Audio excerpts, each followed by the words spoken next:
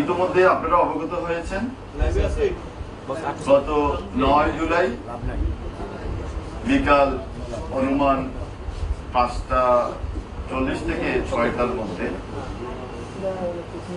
কোতোয়ালি থানাধীন sir Salimullah medical college বা Mitford hospital, যাকে আপনারা চিনেন, 3 নম্বর গেটে সংলগ্ন এলাকায় একটি হত্যাকাণ্ড সংঘটিত হয়েছে। এই হত্যাকাণ্ডটি সংঘটিত হয়েছে অনেক লোক একত্রিত হয়ে একজন লোককে বিভিন্নভাবে আঘাত করে হত্যা করেছে। এগুলোর বিভিন্ন ফুটেজ ইতিমধ্যে আপনারা সোশ্যাল মিডিয়া থেকে শুরু করে বিভিন্ন জায়গায় আপনারা দেখেছেন। তো এই ঘটনা ঘটার সাথে সাথেই ঘটনাস্থলে পুলিশ উপস্থিত হয় এবং ঘটনা নিয়ন্ত্রণ নেয় এবং ঘটনা সংঘটিত হওয়ার অল্প সময়ের মধ্যেই পুলিশ দুজনকে গ্রেফতার এবং দুজনকে গ্রেফতার করে অত্র এলাকার যে সকল সিসি ক্যামেরা আছে সেই সকল ক্যামেরার ফুটেজগুলো কালেকশন করে এবং আমি ডিসি লালবাগ হিসেবে ঘটনা আমার যেহেতু এটা আমার রেসপন্সিবিলিটির মধ্যে এবং আমার এরিয়ার মধ্যে আমি বলা যায় 20 থেকে 25 মিনিটের মধ্যে আমি নিজের ঘটনাস্থলে উপস্থিত। তাৎক্ষণিকভাবে আমরা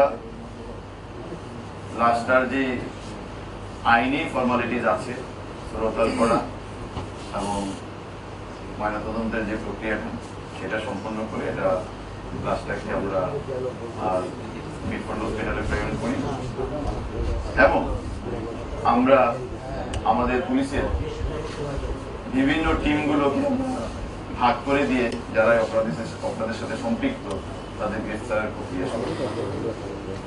আপনাদের জ্ঞাতাতে একটু বলে রাখা ভালো, এই ঘটনাটার নেপথ্যে অনেক রকম কথাবার্তা আমরা মিডিয়ায় দেখতে পাচ্ছি। তো একটা আমরা এই পর্যন্ত আমরা যতটুকু পেয়েছি অপরাধীদের সাথে কথা বলে বা এই হত্যাকাণ্ডের সাথে যারা জড়িত বলে এখন পর্যন্ত মনে হচ্ছে, তাদের সাথে কথা বলে আমরা যে সকল তথ্য পেয়েছি এটা একটু আপনাদের নিকট ক্লিয়ার করা দরকার। আমরা যতটুকু জেনেছি ওখানে ভাঙ্গারি ব্যবসা, অর্থাৎ আপনারা জানেন বিভিন্ন স্ক্র্যাপ জাতীয় মালামাল ওই এলাকায় এই ব্যবসাটা খুব প্রচলিত এবং ওখানকার একটা দোকান আছে, ওই দোকানটাতে কারা ব্যবসা করবে এই ব্যবসাটা নিয়ে একটা দ্বন্দ্ব কাজ করছে। আমরা এতটুকু জানতে পেরেছি উনি হত্যাকাণ্ডের শিকার হয়েছেন এবং যাদেরকে ধারণা করা হচ্ছে হত্যাকাণ্ডের সাথে জড়িত তারা পরস্পর সম্পর্কিত এবং ব্যবসাটা তারা একসাথে কিছুদিন করেছে। যখন ব্যবসায়িক লেনদেন নিয়ে একটা দ্বন্দ্ব তৈরি হয় তখনই তারা এই ব্যবসাটাকে আবার নিজেদের মতো করে করার জন্য তার সাথে বিবাদে লিপ্ত হয়, যার বিবাদের ফলশ্রুতিতে এই হত্যাকাণ্ডটি সংঘটিত হয়েছে। এই হত্যাকাণ্ড সংক্রান্তে ঘটনার পরদিন অর্থাৎ 9 তারিখে ঘটনা ঘটেছে। 10 তারিখে যে যিনি হত্যাকাণ্ডের শিকার হয়েছেন ভিকটিম সোহাগের বোন কোতোয়ালি থানায় বাদী হয়ে একটি মামলা দায়ের করে, যার মামলা নম্বর 7/10 জুলাই এবং এটা হত্যা মামলা সংক্রান্তে ঘটনা সংক্রান্তে যে সকল ধারা আছে বাংলাদেশ দণ্ডবিধির সেই সকল ধারা অর্থাৎ 302, 34 এই ধারায় এই মামলাটি সংঘটিত হয়েছে বা দায়ের করা হয়েছে। ঘটনা অব্যবহিত পরেই আমরা ঘটনার সাথে সংশ্লিষ্ট সন্দেহে আমরা দুজনকে গ্রেফতার করি এবং আমাদের যে সকল ভিডিও ফুটেজ আমরা পেয়েছি বিভিন্ন ক্যামেরা থেকে, সিসি ক্যামেরা থেকে, ওগুলো বিশ্লেষণের মাধ্যমে আমরা ঘটনার সাথে যারা সম্পৃক্ত তাদেরকে শনাক্ত করতে সক্ষম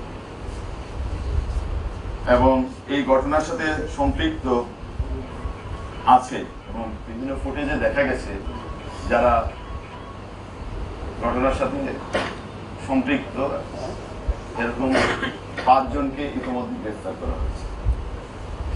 এর মধ্যে মাহমুদুল হাসান মহিন 41, আলমগীর 28 মানে বয়স তার 28, লম্বা মনির, টিটন গাজী এবং তারেক রহমান রবিন, এই 5 জনকে গ্রেফতার করা হয়েছে।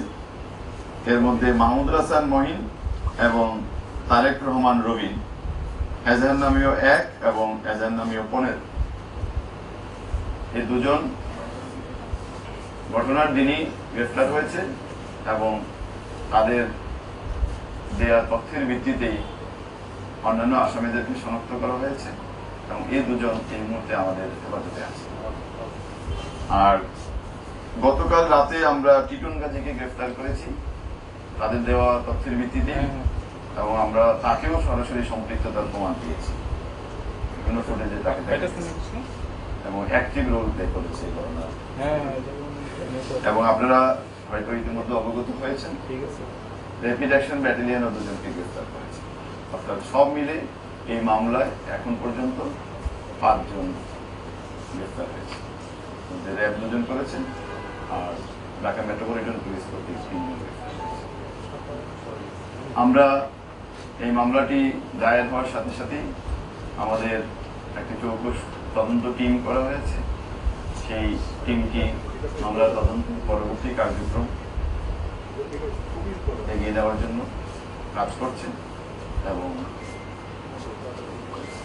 অপরাপর যারা অপরাধী এবং এই ঘটনার সাথে সম্পৃক্ত তাদের গ্রেফতারের সকল প্রক্রিয়া চলমান রয়েছে। ঘটনা সংক্রান্তে এতটুকু এখন পর্যন্ত আমাদের ধন্যবাদ।